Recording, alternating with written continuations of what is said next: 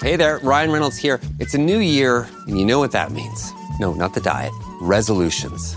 A way for us all to try and do a little bit better than we did last year. And my resolution, unlike big wireless, is to not be a raging and raise the price of wireless on you every chance I get. Give it a try at mintmobile.com/switch. $45 upfront payment required, equivalent to $15 per month. New customers on first 3-month plan only. Taxes and fees extra. Speed slower above 40 gigabytes on unlimited. See mintmobile.com for details. In football, every game means more during the playoffs, and you can start your own personal playoffs on Underdog, where you could cash in on touchdowns, interceptions, yards, or more. All you have to do is pick higher or lower, and you could take home up to 1,000 times your money if you get your picks right. It's that simple. Millions of fans have already won billions of dollars making picks. Sign up for Underdog today using promo code ENDZONE, and you'll get a free pick as part of your first cash entry, plus up to $1,000 in bonus cash when you deposit. Again, that's promo code ENDZONE. Must be 18 years or older. 19 years or older in Alabama and Nebraska. 19 years or older in Colorado for some games. 21 years or older in Massachusetts and Arizona. And present in a state where Underdog Fantasy operates. Terms apply. Void in Colorado. Concerned with your play? Call 1-800-GAMBLER or visit www.ncpgambling.org. In Arizona, call 1-800-NEXT-STEP or text NEXT STEP to 53342. In New York, call the 24/7 Hope line at 1-877-8-HOPE-NY or text HOPE-NY 467-369.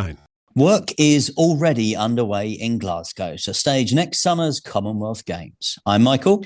And I'm John. So as 2025 shifts into gear, Glasgow 2026 is putting its plans in place too. And we are putting our plans in place too. And this is our first podcast of 2025, an emergency podcast, if you like, because we've got some big news. Coming up, we will have all the latest details on a busy year before the big year. And we'll hear from the big new boss. I'm Phil Batty, and I'm the new Chief Executive Officer of Glasgow 2026. Yes, this is a special episode of the podcast with Glasgow 2026. So it may be only the start of 2025, but all eyes from a global multi-sport point of view already on July and August 2026. And excitement is already building for Glasgow to stage its second Commonwealth Games in 12 years. And as you'll have heard if you've been listening and following our podcast, the city is stepping in at short notice after the Australian state of Victoria pulled out. And again, you'll probably already know this if you've been listening or following our podcast, but let's recap. We're going to have 10 sports at Glasgow 2026, including 6 para disciplines. It will take place across 11 days from Thursday, the 23rd of July. And we are promised there will be an opening ceremony, although it might look a little bit different from opening ceremonies of the past. More on that, I'm sure, to come this year. We'll have 4 venues in the heart of the city, all around about an 8-mile radius. Athletics will take place at Scotstoun, swimming at Tollcross as it did at Glasgow 2014, cycling, track cycling that is, at the Emirates, and the likes of gymnastics, netball and bowls will all take place at the SEC complex on the banks of the Clyde. So that includes things like the Hydro and the Armadillo and what used to be called the SEC Exhibition Centre. So plenty already sorted, but plenty to be getting on with for the new leadership team of Glasgow 2026. And we're pleased to be joined on literally his first day in the office by the new Chief Executive Officer, the CEO, Phil Batty, who will oversee the deliverance of these new look games. Phil had been director of the baton relay and ceremonies at the last games in Birmingham 2 years ago. So effectively, he's the man responsible for the now famous mechanical bull in that opening ceremony, and now stands, of course, proudly at New Street Station. Now, Michael has been catching up with Phil on why Glasgow 2026 was so attractive to him. I'm thrilled to be starting at Glasgow 2026. It's such an incredible event, the Commonwealth Games, and to be joining it with such a fantastic leadership team. It just really marks the next stage of delivery and on the road towards next year. What was the appeal of taking on the top job at Glasgow 2026 for you? I had the privilege of working on the Commonwealth Games in Birmingham in 2022. The feeling and the sense of pride and sporting endeavour that event was able to put on, when I found out Glasgow was holding the event again in 2026, it was an opportunity I couldn't miss. And to be able to lead the project is just such an incredible privilege, really. And I'm excited to be starting on that journey here now. Tell me a little bit about the recruitment process. Were you chasing them? Did they come to you? How did it come about? The recruitment, as with everything with Glasgow 2026, has been a fast-paced and fast-moving task. We've managed to get a great leadership team on board. So there's 5 of us who've all started in our roles. We're looking forward to leading the project with great talent from across Scotland and great experience from major events. It's going to be a different games, though, isn't it, to what we've seen before? What are the challenges, firstly, in terms of trying to get something together in a very short time frame?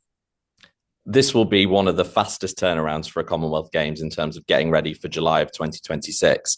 But one thing that struck me already is just how much preparation is already underway. We're delivering this in a city with fantastic venues, fantastic talent, fantastic supply chain, and I guess more importantly, a city and a community that really want to host the Games and are excited about what's to come next year. What's top of the to-do list for you? Top of the to-do list is definitely making sure we get all the partners and all the people in place ready to deliver. We're really fortunate that there's a lot of excitement with the venues and with the workforce, with the supply chain to start moving quickly.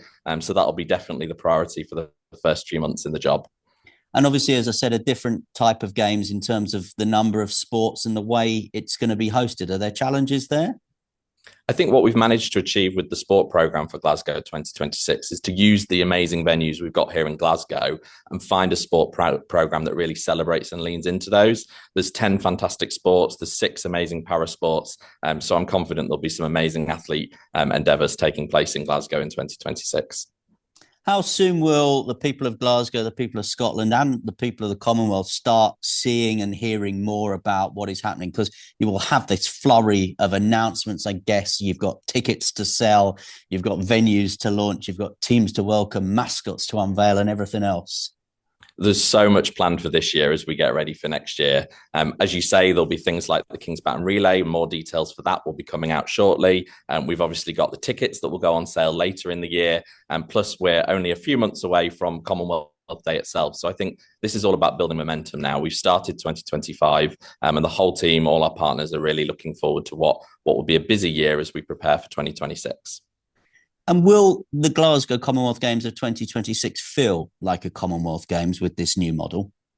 The sport programme and the venues mean that this is really going to feel like a major global multi-sport event. It's hosted in a smaller footprint, which means we can do that more sustainably, more financially sustainably, but as well as more environmentally sustainably. And it also means that we've got this great footprint of which to build activation, build city engagement, and just make sure that as soon as a visitor or a member of the public comes along to a competition, they feel like they're part of the Commonwealth Games and they're really excited and energised about that. And what will it mean for Glasgow in terms of the economy? Will it be a boost for the city? Will it be a boost for Scotland? One of the major developments for delivering this Commonwealth Games is the inward investment that it's bringing. So the project has no public funding, which means there's 100 million that's going into Glasgow, into Scotland, to deliver these games, which is a great investment in the city and builds on the legacy of 2014. I'm old enough to, remember Commonwealth Games of old. I was in Manchester, for example, in 2002. One of the big things, of course, with 2002, Glasgow 2014 and Birmingham in 2022 was the fact you had this wide broadcast coverage. It was on the television from morning until night. Will these games get a similar kind of profile, do you think? These games have definitely got appeal for countries across the Commonwealth and further afield, whether that's through broadcast, digital, or whether that's people buying tickets and coming along and experiencing the event itself. So yeah, definitely, I think this will be an exciting global games that everyone should be looking forward to. And people that are listening now, when will they be able to start signing up for ticket websites? The one thing we know about major sporting events in this country is people will come and support. People are definitely going to be excited and ready to buy tickets for the event. We know it's a popular competition every time it takes place. I'd encourage everybody to register on the website, get their interest in early. This is the first announcement of the year, but we've got lots more announcements still to come. So keep your eyes and ears peeled on our social, and we're looking forward to telling you more as the year unfolds.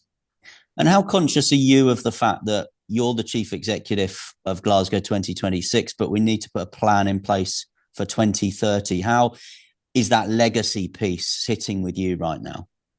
I think one of the things that's really important about 2026 is it is a bridge to the 2030 Games, which is the centenary for Commonwealth sport. So it's a really good opportunity for us to reimagine and reinvent the model, but make sure we're doing that in mind with how we make sure that works for future countries, future hosts, as we go forward. So we're going to work really closely with Commonwealth Games to make sure that happens. And I know it's not necessarily your role, but are you confident that when your closing ceremony happens in 2026, you'll be able to have a handover to another venue, another city, another region that will be hosting next time? Having had the opportunity to speak to so many of the Commonwealth Games associations around the world, both during my time in Birmingham and since, I can assure you that there is a huge appetite and energy for the Commonwealth Games amongst those nations and territories. So what's great about this reset is it's an opportunity for all of them to plan, look forward, and decide when's their opportunity to host this fantastic event. And everyone's going to come, all the Commonwealth nations, all the big names, they all going to come to Glasgow? We've got a great sport programme, and we're confident that we've got a great offer for Commonwealth athletes wanting to compete on this global stage. Well, congratulations again on your role today. And I'm sure we'll be speaking again quite a lot over the next year and a half. Thank you. Thank you very much, Michael. Looking forward to it. Glasgow 2026 CEO Phil Batty talking to Michael. Congratulations again to him. Now, as mentioned, another Fab Four have been appointed to the leadership team, bringing a wealth of experience of delivering major sporting events in Scotland.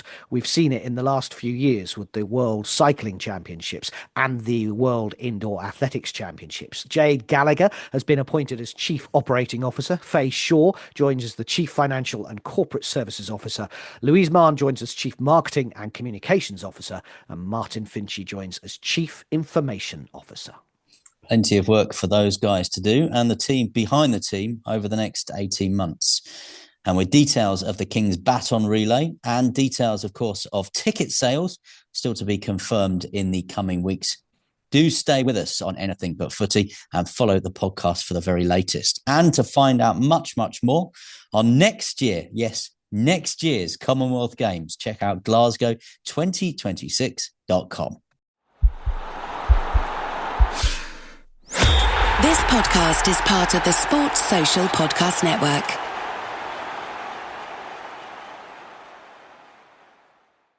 At Kroger Pharmacy, care is what's most convenient for you. Care is being here when you need us. We're open evenings and weekends. Care is helping you save more. Most insurance plans and discount cards are accepted at your local Kroger Pharmacy. Care is saving you time by managing your prescriptions online. You can request refills, check order status, and more. Care is convenience that works for everyone. Kroger Health, a world of care is in store. Services and availability vary by location. Age and other restrictions may apply. For coverage, consult your health insurance company. Visit the pharmacy or our site for details.